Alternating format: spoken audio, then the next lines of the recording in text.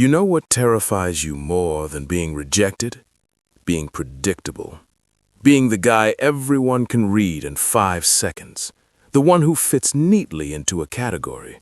Oh, he's the responsible one. He's the nice guy. He's the corporate drone. You can see it in their eyes. The moment they think they've figured you out, you become invisible.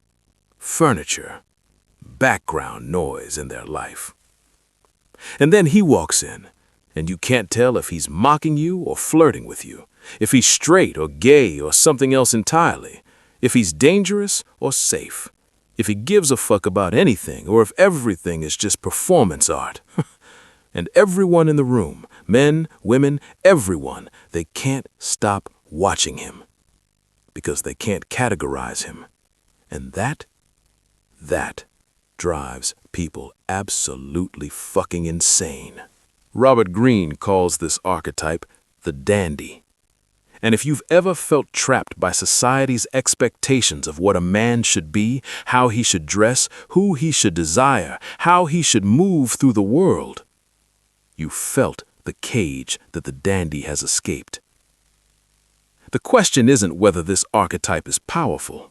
The question is, why are we so obsessed with people who refuse to be boxed in? And why does freedom, real freedom, feel so fucking seductive? Because most people are performing, playing roles, following scripts written by their parents, their culture, their gender, their class. But the dandy? The dandy rewrote the script, or better yet, threw it out entirely. And when you see someone who's genuinely free, you either want to destroy them for making you aware of your own cage, or you want to fuck them. Let's be clear about what the dandy actually is. This isn't about being gay or straight or bisexual. It's not about sexual orientation at all. The dandy is about refusing categorization, about playing with masculine and feminine energy in ways that make people uncomfortable and fascinated. The dandy creates himself from scratch. He doesn't accept society's definition of what he should be. He becomes his own work of art. Think of it this way. Most men are taught, be strong, be stoic, don't show emotion, compete, conquer, provide, protect, the masculine box. And women are taught, be nurturing, be beautiful, be agreeable, submit, seduce, support, the feminine box. The dandy looks at both boxes and says, fuck your boxes. I'll take the strength and the beauty, the stoicism and the emotion, the aggression and the grace. I'll be everything and nothing you expect. Imagine a man in a sharply tailored suit, but the fabric is velvet and the color is deep purple. He wears jewelry, rings, necklaces, things real men aren't supposed to wear. His movements are languid, almost feline. He quotes poetry, but also philosophy. He's intellectually sharp, but aesthetically obsessed. You can't tell if he wants to debate you, seduce you, or simply be admired. And that ambiguity, that's the weapon. The dandy doesn't need your approval, doesn't need your validation. He's completely self-sufficient in his identity. And paradoxically, that self-sufficiency makes everyone desperate for his attention. Because we're programmed to chase what doesn't need us, to want what seems complete without us. The dandy is whole, and that makes him irresistible to people who feel broken. Greene writes, the dandy is a rare specimen. In a society of rigid roles and divisions, the dandy's freedom is radical and seductive. He creates himself, choosing their own style of dress, manner of speaking, and way of life. Do you understand what that means? In a world where everyone is trying to fit in, trying to be accepted, trying to meet expectations, the dandy is the only one who's actually free. And freedom, real freedom, is the most powerful aphrodisiac that exists. So, why does this work? Why do people lose their minds over someone who refuses to be categorized? Because categorization is how we feel safe. When you meet someone, your brain immediately tries to sort them, friend or foe, potential mate or competition, dominant or submissive, masculine or feminine. And when someone resists all your attempts to categorize them, your brain goes into overdrive. You become obsessed with figuring them out. Here's the deeper psychology. Freud would say the dandy represents the polymorphous perversity we all had as children before society forced us into rigid gender roles and sexual identities. We started as fluid, as everything, and then we were taught to amputate parts of ourselves. Boys, don't cry. Girls, don't be aggressive. The dandy reminds us of that original wholeness, that freedom before the rules. And we're drawn to him because he's still whole in a way we're not. Jung would frame it differently. The dandy embodies the anima and animus simultaneously, the feminine soul in men and the masculine soul in women. Most people suppress one or the other. Men suppress their anima, their sensitivity, their beauty worship, their emotional depth. Women suppress their animus, their aggression, their ambition, their desire for power. But the dandy integrates both. And when you see someone who's psychologically whole like that, it triggers your own incompleteness, makes you aware of everything you've repressed. Look at Oscar Wilde. Victorian England, the height of rigid social roles and sexual repression. Men were supposed to be serious, practical, masculine. And then here comes Oscar, wearing velvet suits, carrying sunflowers, writing plays that mocked society's pretensions, speaking in perfectly crafted paradoxes. He was brilliant, yes, but more than that, he was free. And Victorian society was simultaneously scandalized and obsessed with him. Women loved him because he understood beauty, art, emotion, things most Victorian men dismissed. Men were drawn to him because he was witty, confident, intellectually superior. But nobody could possess him. Nobody could claim him. He belonged to no one and everyone. And when you can't possess something, when you can't categorize it, control it, predict it, you become addicted to trying. Fast forward, David Bowie, Ziggy Stardust, the thin white duke, constantly reinventing himself, gender fluid before the term existed. One day he's wearing makeup and dresses, the next he's a sharp-suited soul singer. You could never pin him down, never say, this is who Bowie is. Because the moment you thought you understood him, he became someone else. And millions of people, men, women, everyone, worshipped him for it. Prince, Purple Rain, lace and leather, falsetto voice but hypersexual lyrics, guitar solos that were pure masculine aggression wrapped in feminine grace. He didn't give a fuck about what men were supposed to be.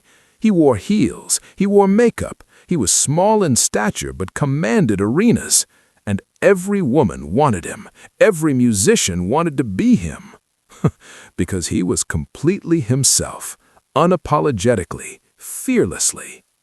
Here's the wound the dandy exposes in the rest of us. Most men are terrified of being seen as feminine, terrified of being called gay, weak, soft, so they overcompensate. They perform this exaggerated masculinity, loud, aggressive, emotionally stunted. And it's exhausting. It's a prison. And then they see the dandy, someone who wears feminine aesthetics but radiates more confidence, more power, more sexual magnetism than they ever could. And it breaks their brain. Because the dandy proves that the rules are arbitrary, that real men don't wear pink is bullshit. That emotional depth doesn't make you weak, that beauty isn't just for women. The dandy threatens the entire social order by simply existing outside of it. And people either hate him for exposing how trapped they are, or they worship him for showing them a way out. And what happens when you ignore this archetype? When you're completely conventional, completely predictable, completely boxed in by society's expectations, you become invisible. People can read you in seconds. They know exactly what you'll say, what you'll do, what you value. And there's no mystery, no intrigue, no desire. Because desire requires unknowing, and you're completely known. Think about it. The guy who always does the right thing, who follows every social rule, who never surprises anyone, who's exactly what a man is supposed to be. How many people are obsessed with that guy? Nobody, because he's safe, predictable, boring. The dandy is none of those things, and that's why people can't stop thinking about him. So, how do you use this? And how do you defend yourself if someone's using it against you? First, let's talk application. You don't have to start wearing makeup and velvet suits unless you want to. The dandy isn't about aesthetics, it's about freedom. It's about refusing to let society define you, about integrating parts of yourself you've been taught to suppress, about becoming psychologically whole instead of fractured. Start with this. What parts of yourself have you amputated to be a man? Maybe you love art but pretend you don't because it's not masculine. Maybe you're emotionally deep but hide it because men don't feel. Maybe you care how you look but downplay it because vanity is for women. The dandy energy says reclaim those parts, not to be someone else, to be more of yourself.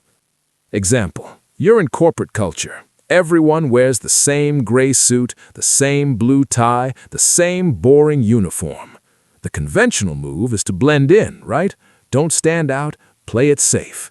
The dandy move, you wear the gray suit, but the pocket square is an unexpected color. Your watch is unique, not the standard Rolex everyone else has. Your vocabulary is sharper, more literary. You follow the rules just enough to not get fired, but you break them just enough to be memorable. Another example, dating.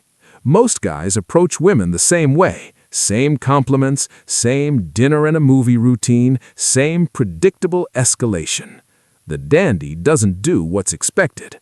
Maybe instead of complimenting her looks, you compliment her taste in music, something that shows you actually see her, not just her body. Maybe instead of dinner, you invite her to an art gallery opening, a poetry reading, something that reveals your depth. You're not performing how to date from some manual. You're being genuinely, mysteriously you. But here's the key. The dandy's power comes from authenticity, not performance. If you're pretending to like art to seem interesting, people will smell the bullshit. The dandy genuinely doesn't care what others think. He's developed his own aesthetic, his own values, his own identity, and he lives it fully. That's the difference between someone who's interesting and someone who's trying to seem interesting. Now, protection. If someone is using dandy energy against you, and yes, this can be manipulative, here's what to watch for. They're constantly shifting, never letting you pin them down.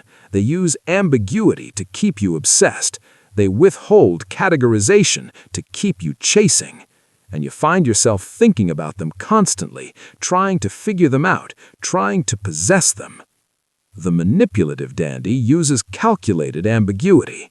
They're not genuinely free, they're just performing freedom to make you chase. Real test, is it ambiguity because that's who they are, or because they know it makes you obsessed? Do they have a coherent self under the fluidity, or is it all just mirrors and smoke? Ask yourself, am I attracted to them, or am I attracted to the fact that I can't figure them out? Am I drawn to their freedom, or am I just addicted to the chase? Because if it's the latter, you're not in love, you're in obsession. And obsession is just your ego refusing to accept that something won't submit to your categories. Here's your defense. Build your own completeness, your own integration, your own freedom. The dandy only has power over people who feel incomplete, who are desperately searching for the parts of themselves they've repressed. But if you've done the work, if you've integrated your own anima or animus, if you're comfortable with all aspects of yourself, the dandy becomes just another interesting person, not a god, not an obsession, just someone else who's free. And you can appreciate that without needing to possess it. Real scenario. You meet someone who's mysterious, androgynous, impossible to categorize. They're charming but elusive. You find yourself thinking about them constantly, trying to figure them out. What do? You stop trying to figure them out. You let them be a mystery. You appreciate the art without needing to own it. And if they're genuinely interested, they'll reveal themselves organically. If they're just performing, they'll get bored and move on to someone easier to manipulate. Another scenario. You want to develop dandy energy yourself. Don't start by changing your clothes. Start by asking, what do I genuinely love that I've been hiding? What parts of myself have I suppressed to fit in? Maybe you love fashion but pretend you don't. Maybe you're sensitive but act tough. Maybe you're intellectual but dumb yourself down. Whatever it is, reclaim it. Not to seduce others, but to be whole for yourself. The sustainable version of the dandy isn't about manipulation. It's about liberation. It's about refusing to amputate parts of yourself to make others comfortable. It's about integrating masculine and feminine, light and shadow, strength and vulnerability. It's about becoming so completely yourself that you don't fit into anyone's boxes. And when you stop fitting into boxes, you stop being predictable. You stop being invisible. You become magnetic. But here's the price. True dandy energy makes people uncomfortable. It threatens the social order. People will call you weird, pretentious, attention-seeking. Because your freedom reminds them of their cage. Your wholeness reminds them of their fragments. And some people would rather destroy what they can't understand than question their own limitations. So you have to ask yourself, is freedom worth the cost? Is being genuinely yourself worth being misunderstood, criticized, even hated by people who can't handle ambiguity? Because the dandy doesn't get to have it both ways. You can be free or you can be safe, but you can't be both. The dandy refuses to be boxed in, not because he's trying to seduce you, not because he's playing games, but because he's done something most people never do. Softly, he's looked at every rule society gave him about who he should be, how he should act, who he should desire, how he should move through the world, and he said, "These rules weren't written for me. They were written for people too afraid to write their own." And that freedom, that radical self-creation is seductive because it's rare.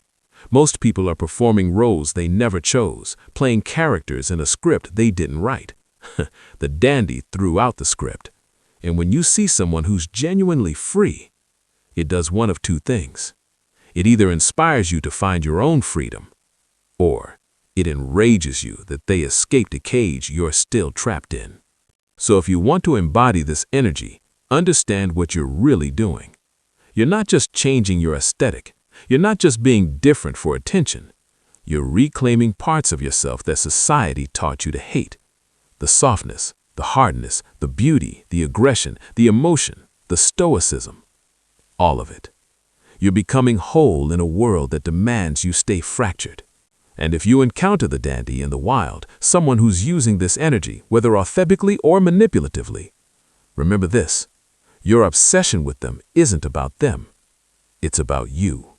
It's about the parts of yourself you've disowned, the freedom you've denied yourself, the wholeness you've amputated. Softly, they're just a mirror, and you're falling in love with your own reflection of what you could be. The dandy doesn't ask permission to exist, doesn't apologize for being unclassifiable, doesn't shrink to make you comfortable. And that refusal to conform, that insistence on being completely himself no matter what the world thinks, that's not seduction. That's liberation. And liberation is the most dangerous, most intoxicating, most seductive force there is. So here's your choice. You can spend your life trying to fit into the boxes society built for you. Be predictable, be safe, be forgotten. Or you can do what terrifies most people. Softly, you can burn the boxes. Reclaim every part of yourself you were taught to suppress. Become so completely, unapologetically you that people can't categorize you, can't predict you, can't forget you. The dandy proves that the rules are a lie. That you can be strong and beautiful, masculine and sensitive, intellectual and sensual. That you don't have to choose. That you can be everything. But most people won't do it. Most people will read this, nod along, and then go right back to their cage. Because the cage is familiar. The cage is safe. And freedom? Freedom is fucking terrifying. So the question isn't whether the dandy's power is real. The question is, are you brave enough to be free? They can't box him in. That's why you crave him. Now ask yourself, who's keeping you in a box?